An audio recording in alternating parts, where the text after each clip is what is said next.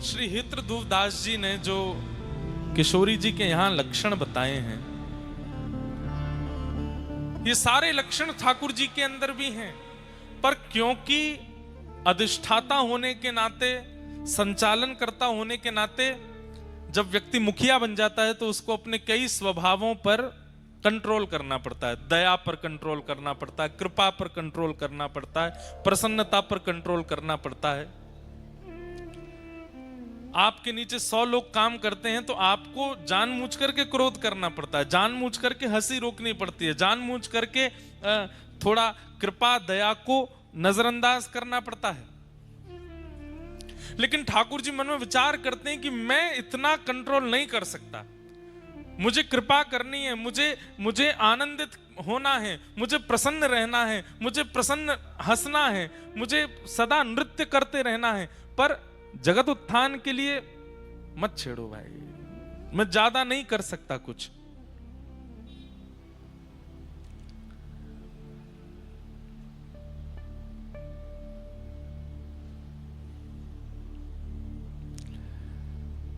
तब ठाकुर जी ने मन में विचार किया कि एक ऐसा स्वरूप प्रकट हो जहां ये कोई भी प्रतिबंध ना हो, कृपा पर प्रतिबंध नहीं, दया पर प्रतिबंध नहीं, आनंद में प्रतिबंध नहीं, प्रसन्नता में प्रतिबंध नहीं, नित्य विलास में प्रतिबंध नहीं। तब ठाकुर जी के हृदय का जो ये आह्लाद है यही घनीभूत रूप धारण हुआ। और ठाकुर जी ने जैसे ही स्वयं को प्रतिबिंब में देखा उस समय, तभी देखा तप्त कांचन गौरांगी श्री राधे वृंदावनेश्वरी, सामने प्रतिबिंब में किशोरी जी दिखने लगी। ठाकुर जी ने वही स्वरूप वहीं स्थिर कर दिया और श्री वृषभानु गोप के यहाँ बरसाने में ठाकुर जी का ही प्रतिबिंब स्वरूप, ठाकुर जी का ही आनंद स्वरूप, ठाकुर जी का ही दया कृपा करुणा और आह्लादनी स्वरूप श्री राधा रानी का प्रादुर्भाव हो गया, श्री किशोरी जी प्रकट हो गए। इसलिए हमारे व्रज में इतना कहते हैं कि किशोरी जी कृपा बहुत करती हैं, ठाकुर जी कृपा कम करते हैं। नहीं, ठाकुर जी पुरुष हैं और पुरुष रूप में होते हुए विश्व के अधिष्ठाता, इसलिए उनको थोड़ा कहीं न कहीं अपने आप को छुपाना पड़ता है। माँ ज्यादा दया कर देती है, लाड़ कर देती है, पिता को तो कभी कभी बच्चों के आगे स्ट्रिक्ट बनना पड़ता है। जय हो महाराज जी, विराज।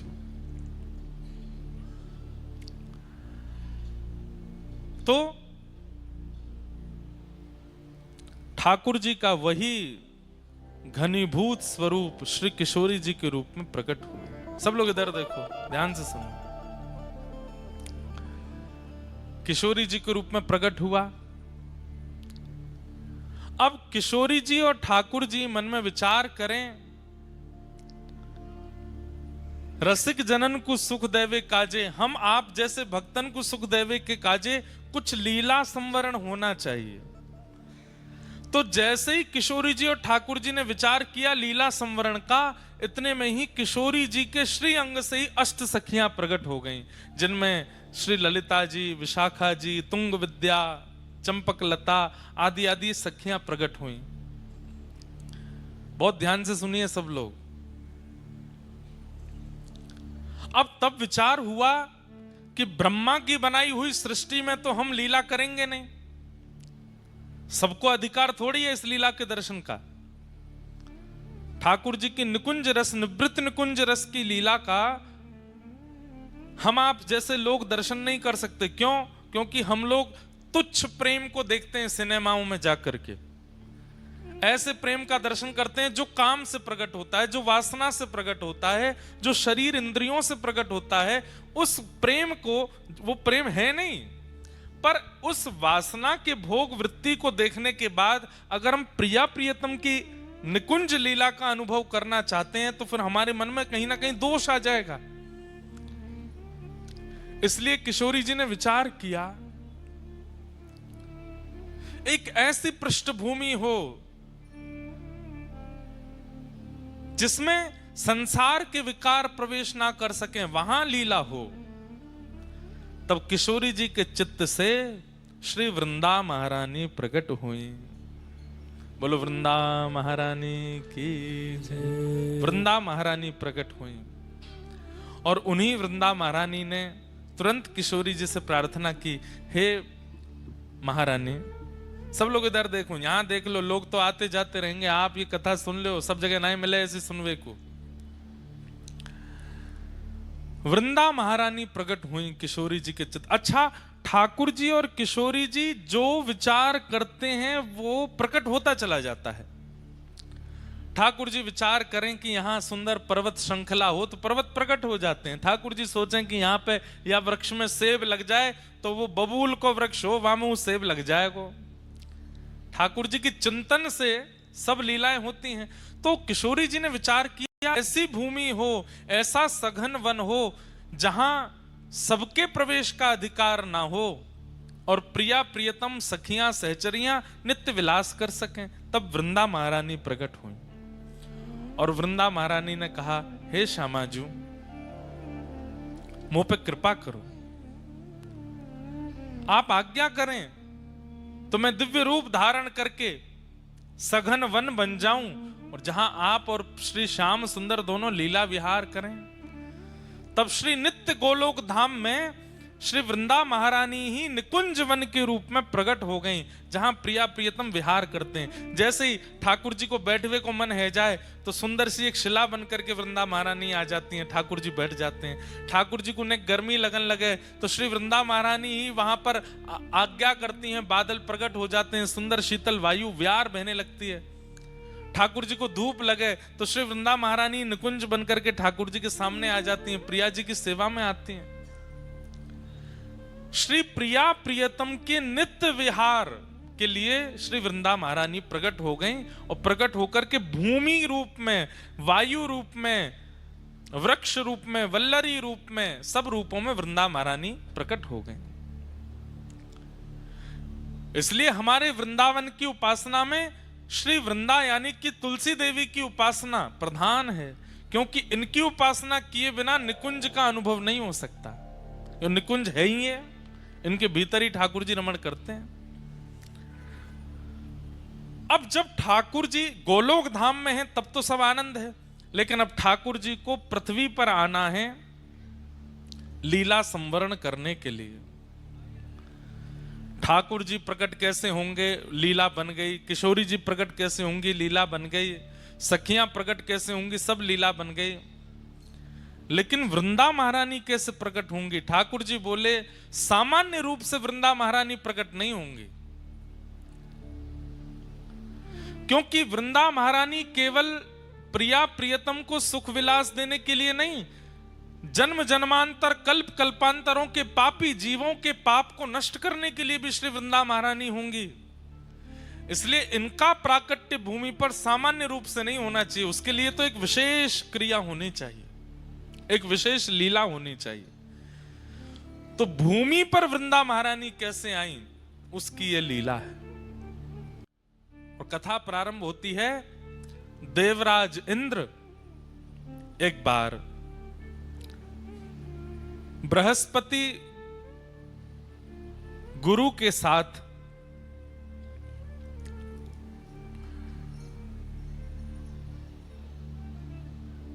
महादेव के दर्शन के लिए प्रस्थान करते हैं। देवादिदेव महादेव के दर्शन के लिए इंद्र जा रहे हैं और तभी महादेव ने मन में विचार किया कि हमारे दर्शन के लिए देवराज इंद्र आ रहा है, गुरु बृहस्पति के साथ आ रहा है, इसकी परीक्षा लेनी चाहिए, यह हमारे दर्शन का अधिकारी है कि नहीं। और उसी परीक्षा के रूप में महादेव ने शिव गण का रूप धारण किया और बीच मार्ग में आकर के इंद्र की परीक्षा लेने लगे, रोक लिया मार्ग।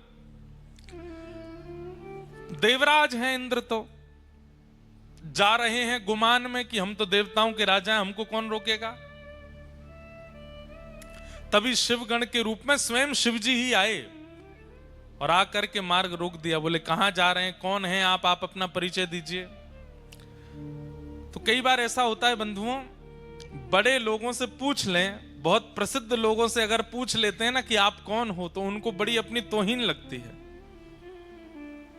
प्रसिद्ध लोगों को ऐसा लगता है कि हमसे ये क्यों पूछा कि हम कौन हैं। इसलिए प्रसिद्ध लोग अपने आसपास 15-20 लोग भी रखते हैं, वो तुम बता देना कौन है हम, हमको नहीं बताना पड़े अपना परिचय।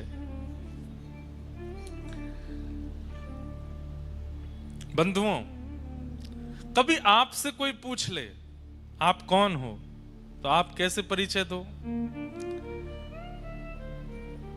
दासानुदास, ठाकुर जी की कृपा अभिलाषी, श्री प्रिया जी की कृपा की किंकरी पाना चाहते हैं, उनके दासों के चरणों के, उनके दासों के दासों के दास हैं, हम अमुक शहर से हैं, हमारा अमुक नाम है, ऐसा करके बता देना चाहिए। और नाम वाम बहुत देर में बताना चाहिए।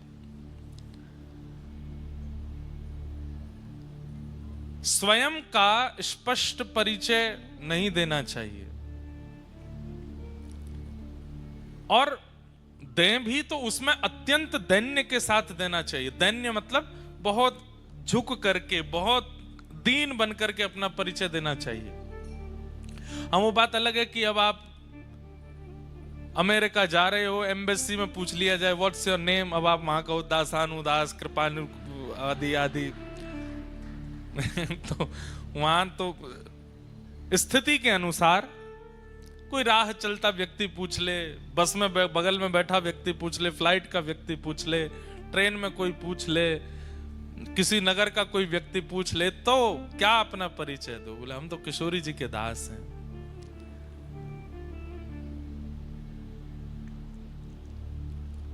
ये सीखना चाहिए हमें संतों से। एक बार वृंदावन में एक संत थे,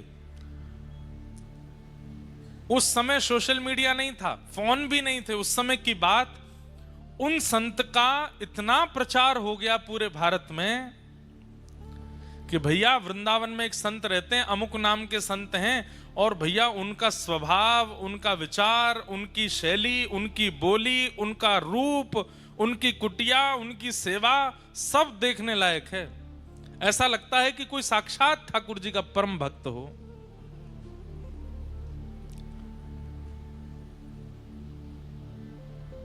चित्रकूट में एक महात्मा को उनका यश सुनाई दे गया। ध्यान से सुनिएगा।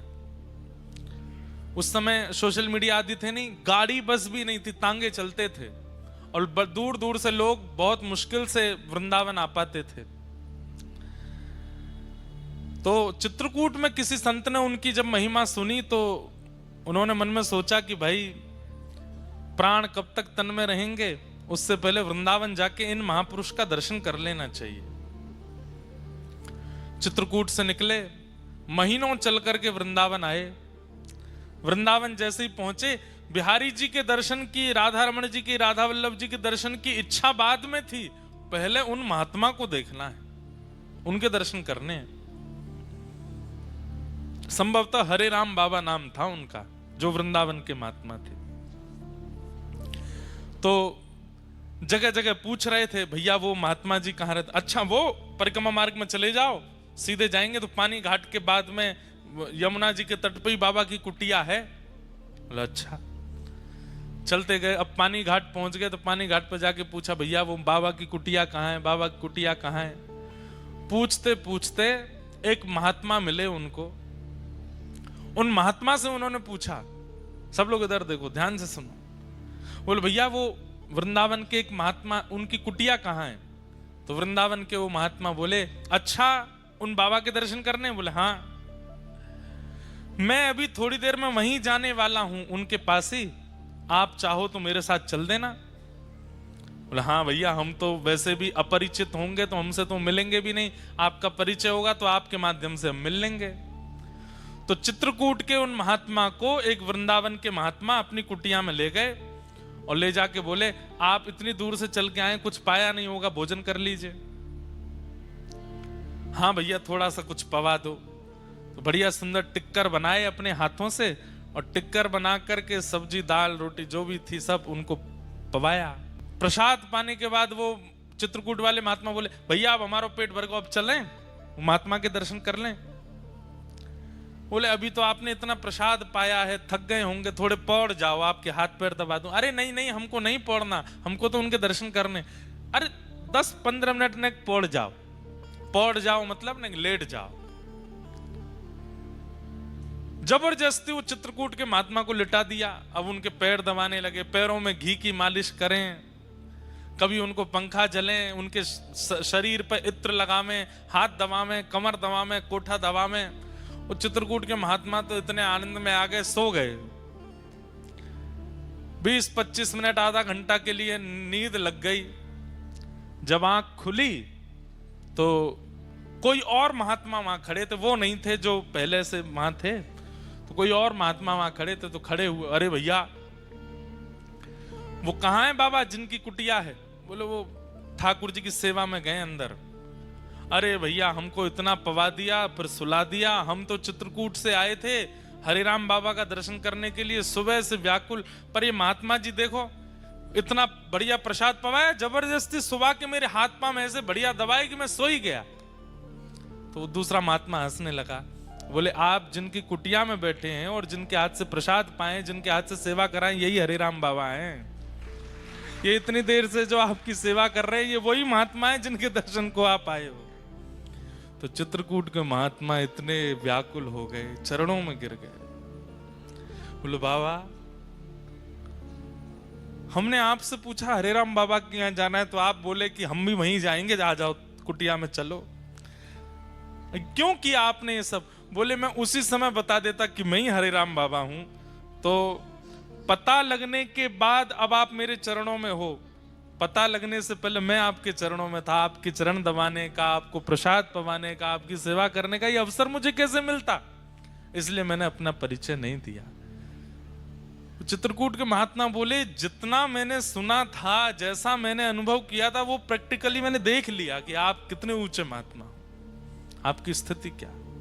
तो वैष्णव भक्त की क्रिया, भक्त का व्यवहार, स्वभाव उसका परिचय दे देता है कि वो कैसा वैष्णव है। सामान्य संसार की तरह आपका व्यवहार है तो आप कोई वैष्णव नहीं हो। आपके व्यवहार में कुछ अलग होगा, आपकी बातों में कुछ नवीनता होगी, आपके विचारों में कुछ नवीनता होगी, आपकी चाल ढाल, उठना बैठना सब नवीन होगा, कुछ हटके होगा, और उन सब में विशेष प्रधानता दैन्यता की होगी, ऐश्वर्य की नहीं।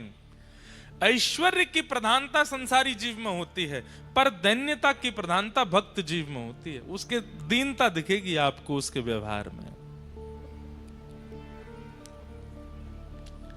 तो इंद्र जा रहा है महादेव के दर्शन के लिए, बीच रास्ते में महादेव शिवगण बनकर के आ गए परीक्षा लेने के लिए, और परीक्षा में इंद्र गुमान में भरा हुआ है, अपने छाती तान के खड़ा है। शिवगण ने पूछा, शिवगण तो नहीं थे, शिवजी थे, वो तुम कौन हो? तो इंद्र बोला मुझे नहीं जानते तुम? बोले हम तो नहीं जानते। ऐसा है सुनो, मेरे आंखों के आगे से चले जाओ और तप करो, तप करके कोई देवता प्रकट हो तो उससे पूछ लेना मैं कौन हूं, मैं अपना परिचय दूंगा तुमको। शिवगण बोले ऐसे कौन हो तुम भैया जिसके लिए हमको तप करना पड़ेगा? बोले वही तो, तप करके पता चलेगा कि मैं कौन हूं। अब सुनो, मेरा समय बर्बाद मत करो, सामने से हटो। यहां इंद्र जिद करने लगा आगे बढ़ने की। शिवगण बोले जब तक परिचय नहीं दोगे आगे नहीं जाने दूंगा। इंद्र बोला मुझे भी सौगंध है अपने स्वर्ग की कि मैं परिचय नहीं दूंगा अपना। शिवगण बोले मुझे भी अपने गणत्व की सौगंध है, मैं तुझे आगे नहीं जाने दूंगा जब तक तू बताएगा नहीं। बस यही कहा सुनी हो गई। जैसे ही इंद्र ने अपना अस्त्र निकाला और अस्त्र निकाल करके जैसे ही शिवगण के ऊपर प्रहार करने लगा, शिवगण तो अंतर ध्यान हो गया, साक्षात देवादिदेव क्रोध में प्रकट हो गए सामने। तीसरा नेत्र तमतमाने लगा, खुलने के लिए तैयार। इंद्र के हाथ पांव कांपे, ये क्या हुआ है? ये शिवगण के रूप में साक्षात शिवजी आए थे। चरणों में दंडवत हो गया। शंकर जी बोले तुझे जीवित नहीं छोड़ूंगा मैं। इतना अभिमान अपनी पदवी का? अरे तू मेरे दर्शन क्या करेगा? तू मेरे गणों से ऐसा व्यवहार कर रहा है, तू मेरे दर्शन का अधिकारी है। तब इंद्र ने अपने गुरुदेव, इसीलिए गुरु होने जरूरी हैं। कई बार शिष्य की नैया डूब रही हो तो गुरु जी बचा लेते हैं। गुरु बृहस्पति ने महादेव से कहा, गुरुदेव हे देवादिदेव, ये तो सामान, आप तो जानते हैं इंद्र कैसा है, क्रोध मत कीजिए। 33 कोटि देवताओं के ऊपर इसका राज है, अगर इसे कुछ हो गया तो फिर स्वर्ग देव राजा विहीन हो जाएगा, दैत्य चढ़ाई कर देंगे, हे महादेव आप कृपा करो। तो महादेव का श्वास थोड़ी सी कम पड़ी और जैसे तैसे करके बोले, गुरु की वजह से बच रहा है तू, नहीं तो आज तेरे प्राण पखेरु उड़ जाते। बृहस्पति बोले आप बस शांत हो जाओ, आप कुछ कहो मत। महादेव बोले कि अब मैं तो कुछ नहीं कहूंगा, लेकिन जो मेरे अंदर क्रोध प्रकट हो गया है वो बिना निकले मानेगा नहीं, उसे कहां भेजूं? बोले महाराज पृथ्वी में भेज देंगे तो प्रलय आ जाएगा, आकाश में डाल देंगे तो आकाश का भेदन हो जाएगा, लोक सब नष्ट हो जाएंगे। अथाह स्वरूप समुद्र का है, आप समुद्र में अपने क्रोध को विसर्जित कर दीजिए। तब महादेव ने अपना तीसरा नेत्र खोल करके उस प्रकट क्रोध को समुद्र में विलीन किया। समुद्र भी उस क्रोध के तेज को सह नहीं पा रहा था, भूचाल आ रहे थे, ज्वार भाटा आ रहा था, उष्ण हो गया समुद्र का जल। तब समुद्र ने भी प्रार्थना की, बोले महादेव आपके क्रोध को हम भी सहन नहीं कर पा रहे हैं, अब क्या करें इसका? तो बोले इसको फिर किसी एक रूप में प्रकट करके पृथ्वी पर इसको भेज दो। तब महादेव का वह क्रोध जो समुद्र भी सहन नहीं कर पाया, उसी ने एक रूप धारण किया और समुद्र से उसका प्रादुर्भाव हुआ, वही हुआ जलंधर। जलंधर इतना खतरनाक था कि महाराज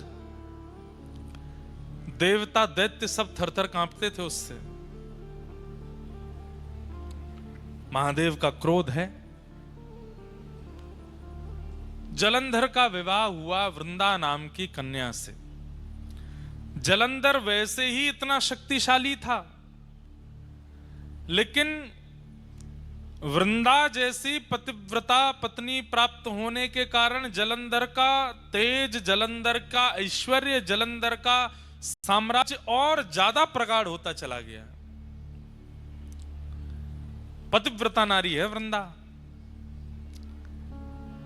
अपने पति को परमेश्वर मानती है और उसके पातिव्रत के कारण जलंधर का जो बल है वो वैसे ही इतना बलवान था, लेकिन पत्नी के पातिव्रत के कारण वो और बलवान हो गया। इसलिए संसार में सबसे बड़ा व्रत यदि कोई है तो वो पातिव्रत है, पत्नी व्रत, पतिव्रत। यदि कोई व्यक्ति पतिव्रत का पालन करे, माताएं और भाई लोग पत्नी व्रत का पालन कर लें, कुछ नहीं करना, ना भूखा रहना है ना प्यास रहना, खूब चकाचक खाओ पियो आनंद करो, बस एक के ही रहो। अगर आपने ये निश्चय कर लिया तो आप संसार की किसी भी स्थिति को पार कर सकते हैं। अरे कहां तक कहें, अगर यमराज आ गए पति को लेने के लिए और पत्नी पातिव्रत धर्म का पालन करती है, भले ही पति में लाख दुर्गुण हैं, लेकिन पत्नी पातिव्रत नियम से रहती है, तो उस समय यमराज भी अगर पति को लेने आएंगे तो यमराज भी उसके पति को छू नहीं सकते, पहले पत्नी से आज्ञा लेंगे, हम ले जा सकते हैं इसको। कौन पत्नी चाहेगी कि मेरा पति जाए? कोई नहीं चाहती। सीधी बात, यमराज भी पति का स्पर्श नहीं कर सकते अगर पत्नी पतिव्रता है तो। पत्नी का स्पर्श यमराज नहीं कर सकते अगर पति पत्नी व्रता है तो। इतना बड़ा व्रत है। हम दुनिया भर के व्रत करते हैं, पर इस व्रत में कहीं ना कहीं छूट जा रहे हैं। अब सुनिए, वृंदा का ऐसा पातिव्रत, पर देवताओं ने विचार किया ये पतिव्रता है, ये बहुत अच्छी बात है, पर ये जानते हुए भी कि पति कितना दुष्ट है, फिर भी पत्नी पतिव्रता है। तो ब्रह्मा आदि देवताओं ने कहा कि भैया वृंदा अपने पतिव्रत का पालन नहीं तोड़ सकती। तब ब्रह्मा जी से सब देवताओं ने कहा आप जाकर के जलंधर को समझाइए, वो आए दिन देवताओं पर आक्रमण करता है, यज्ञों का विध्वंस करता है। ब्रह्मा जी बोले मैं जाता हूं। ब्रह्मा जी गए जलंधर को समझाने के लिए, जलंधर ने ब्रह्मा जी के ही गला पकड़ लिया। इतना बलवान कि चतुरानन ब्रह्मा जी का गला पकड़ लिया, चारों आंखों से आंसू निकल आए। ब्रह्मा जी हाथ छुड़ा के भागे, युद्ध छिड़ गया देवता और जलंधर के बीच में। ब्रह्मा जी हार गए, देवताओं ने जाकर के प्रार्थना की, देवादिदेव महादेव शंकर जी से बोले महाराज आप कुछ करो। महादेव बोले मुझसे ही प्रकट हुआ है वो, और अपने से प्रकट हुए को मैं कैसे नष्ट कर सकता हूं, मैं तो नष्ट नहीं करूंगा उसको। तब ब्रह्मा जी ने मन में विचार किया कि ये शिव भक्त है बहुत बड़ा, और इसके बल में कटौती तभी आएगी जब इससे कोई शिवापराध बनेगा। ये शंकर जी का अपराध करे तब इसके बल में कटौती आएगी। तो बोले क्या करें? तो नारद जी को बुलाया, नारद जी को भेज दिया, बोले जलंधर के जाकर के कैसे भी शिवापराध कराओ। नारद जी महाराज बोले अभी करते हैं। नारद जी कौन है? स्पेशल रूप से एक प्रकार से देवताओं के डायरेक्टर हैं। ऐसी संरचना करते हैं मूवी की, फिल्म की, ऐसी स्क्रिप्ट लिखते हैं महाराज। अगर देवताओं में भी कभी अवार्ड फंक्शन होता होगा तो बेस्ट डायरेक्टर अवार्ड मिलता होगा नारद जी को। सब जगह ऐसी स्क्रिप्ट तैयार करते हैं। अब क्या किया? नारद जी पहुंच गए जलंधर के पास। जलंधर ने बड़ा स्वागत किया, आइए आइए आइए नारद जी। नारद जी सबके प्यारे हैं, दैत्यों के भी प्रिय हैं, देवताओं के भी प्रिय हैं, सबको प्रिय लगते हैं। नारद जी महाराज पहुंचे। नारद जी ने जाकर के कहा जलंधर तुम्हारे पास सब कुछ है। श्री सोमनाथ महादेव की जय। कथा सुनिए सब लोग। नारद जी महाराज से देवताओं ने कहा आप कुछ करो। बोले क्या करना है? बोले जलंधर से शिवापराध कराओ। जब तक ये शिव जी का अपराध नहीं करेगा तब तक इसको हराना मुश्किल है। तो अच्छा, शंकर जी भी कह चुके हैं कि मैं इसको मारूंगा नहीं। क्यों? क्योंकि मुझसे ही प्रकट हुआ है। देवताओं ने कहा कैसे भी करके इससे शिवापराध बने, और इससे शिवापराध बनेगा तो शंकर जी को आना पड़ेगा इससे युद्ध करने के लिए, और शंकर जी आएंगे तो इसका नाश निश्चित हो जाएगा। नारद जी बोले ये तो हमारे बाएं हाथ का खेल, अभी करते हैं। तुरंत पहुंच गए। नारद जी जैसे ही पहुंचे जलंधर ने प्रणाम किया, पूरी सभा खड़ी होकर के दंडवत करने लगी, जय हो नारद जी महाराज को प्रणाम। नारद जी बोले और जलंधर सब आनंद मंगल। बोले भगवान सब आपकी कृपा है, देखिए ना मेरा दशों दिशाओं में कैसा यश हो रहा है, देवता थर थर कांपते हैं मेरे कारण। मैं स्वर्ग की ओर दृष्टि कर लेता हूं तो स्वर्ग में भूचाल आ जाता है, मैं चाह जाऊं तो समुद्र में लहरें नहीं आती, मैं चाह जाऊं तो सूर्य उदय नहीं होते, मैं चाह लूं तो 7 दिन तक चंद्रमा को प्रकाश देना पड़ता है, शीतलता देनी पड़ती है। आपकी कृपा से सब कुछ है भगवान, कोई कमी नहीं है मेरे पास में। नारद जी बोले नहीं, तुम्हारे पास सब कुछ है, बस एक नहीं है। बोले क्या? अति सुंदर पत्नी नहीं है तुम्हारे पास। जलंधर बोला अरे मेरी पत्नी वृंदा, आपने देखा नहीं उसको, कितनी सुंदर है। बोले ठीक है, सुंदर है तुम्हारी वृंदा पत्नी, पर इससे भी लाख गुना ज्यादा सुंदर एक है, वो तुम्हारे पास नहीं है। जलंधर तुरंत खड़ा हो गया, किसके पास है आप कहिए, और आप यहीं बैठे रहिएगा, मैं अभी लेके आऊंगा। बोले देव आदिदेव महादेव के बगल में विराजमान श्री पार्वती जी, वो हैं सबसे सुंदर। जलंधर पहले तो रुक गया, वे तो मेरे इष्ट हैं, मुझे उन्होंने प्रकट किया है, मैं उनकी पत्नी कैसे ला सकता हूं। जैसे ये थोड़ा संकोच में आया, नारद जी उठने लगे, बोले हमको पता था अभी तुम्हारी इतने दिग्गज नहीं हुए तुम, ठीक है तुम्हारा बल है, तुम्हारा प्रकाश है, तुम योग्य हो, पर इतने अभी नहीं हुए हो। नहीं नहीं नहीं नहीं, आप रुकिए, बैठिए, मेरे इष्ट हैं तो क्या हुआ, सब पर विजय प्राप्त कर ली, अब इष्ट पर ही विजय प्राप्त करूंगा।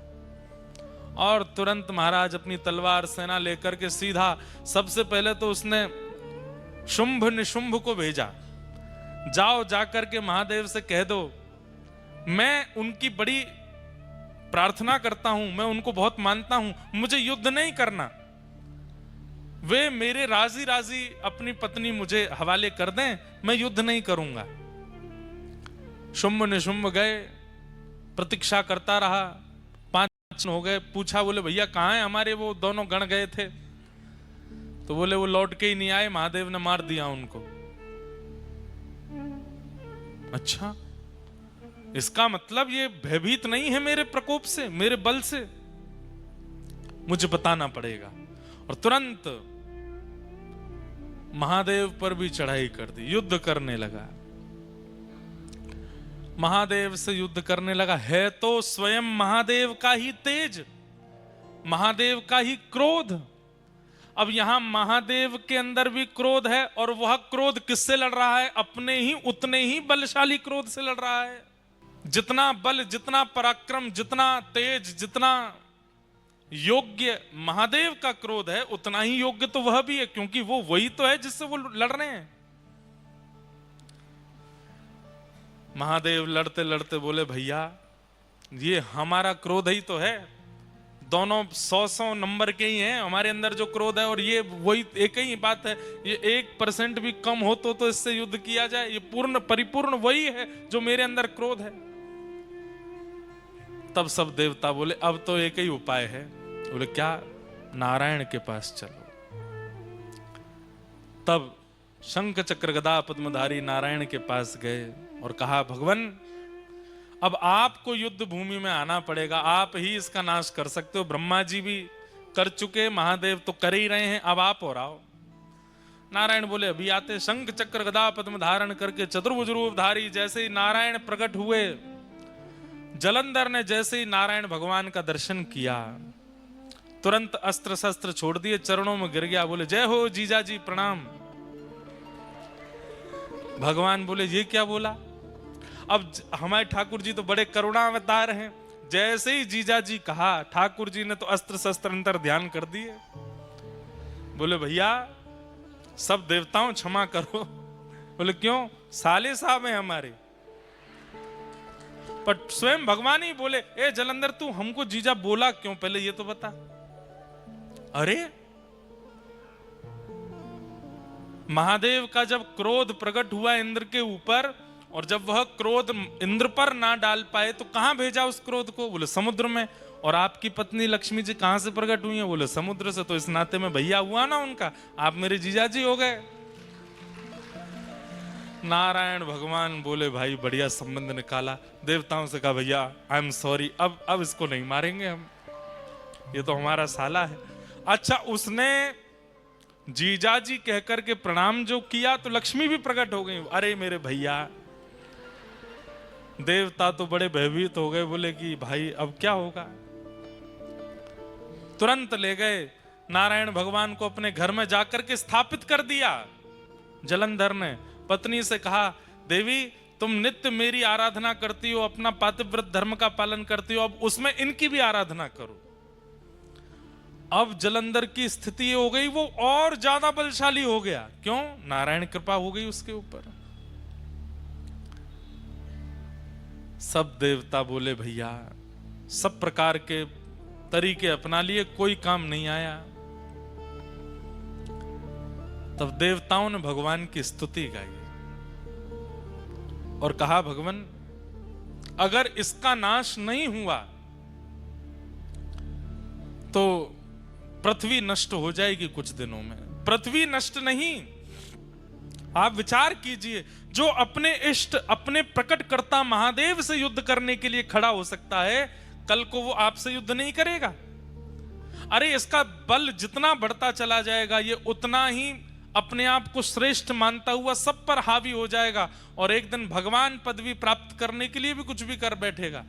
इसका नष्ट करना बहुत जरूरी है। तब भगवान ने मूल बात बताई। क्या बात? ध्यान से सुनिएगा। बोले ना तो महादेव का क्रोध इसके काम आ रहा है, ना ही ब्रह्मा जी की कृपा इसके काम आ रही है, ना ही मेरे इसके घर में विराजने से इसका बल बढ़ रहा है। इसके बल का मूल स्रोत है इसकी पत्नी का पातिव्रत।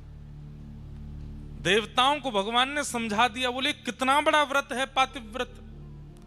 एक पत्नी यदि पतिव्रता हो जाती है तो तीनों देव लग जाते हैं उसको हराने में, लेकिन उस व्यक्ति का बाल बांका नहीं कर पाते। ये पातिव्रत का बल है, और इसका पातिव्रत जब तक नष्ट नहीं होगा तब तक इसका कुछ नहीं बिगाड़ पाएंगे। पातिव्रत नष्ट नहीं करना है, पर अगर व्रत से किसी गलत व्यक्ति का बल बढ़ रहा है तो उस व्रत को समाप्त करना पड़ता है। क्या करें?